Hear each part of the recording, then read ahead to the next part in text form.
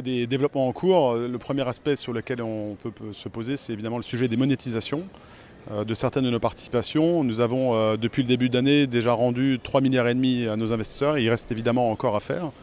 Mais c'est vraiment sur ce point-ci qu'on passe beaucoup de temps, notre équipe. Peut-être le second développement, c'est évidemment au niveau de l'investissement. Nous sommes sur notre fonds 11, qui est un fonds de 7 milliards d'euros, déjà déployé à hauteur de 60%. Ce qui est à la fois satisfaisant en termes de rythme de développement et puis satisfaisant aussi sur ce qu'il nous reste à faire.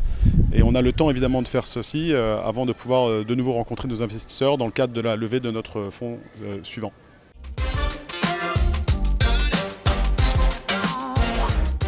En termes de pipeline, je suis raisonnablement optimiste sur 2024, pas tant sur 2023 parce que la fin d'année elle est évidemment tout de suite devant nous.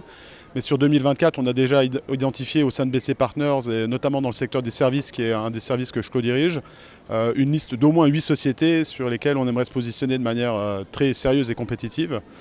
Et c'est probablement pas une réponse que j'aurais faite il y a 12 mois, à un moment où le financement évidemment n'existait plus. Et aujourd'hui, il est revenu là où on l'attendait.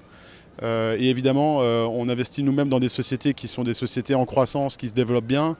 Et ces sociétés-là ont bien passé les 18 derniers mois qui ont été des mois difficiles pour beaucoup de gens, pour beaucoup de sociétés et pour le reste de l'économie. Et c'est évidemment vers ces cibles-là qu'on va se positionner.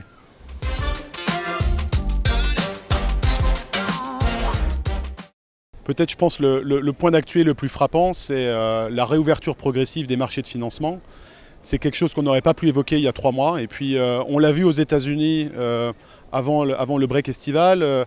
On voit le marché nord-américain qui est complètement rouvert au niveau du financement. Et on voit exactement la même tendance en Europe. Comme d'habitude, on suit les États-Unis, mais on les suit de près. Et donc aujourd'hui, il n'y a pas de limite pour des gens comme nous qui investissons dans des sociétés entre 400 millions d'enterprise value jusqu'à 3 milliards. On n'a pas du tout de contraintes niveau financement pour pouvoir financer nos opérations. Et c'est évidemment un fait très important pour libérer un peu les énergies dans le monde du private equity.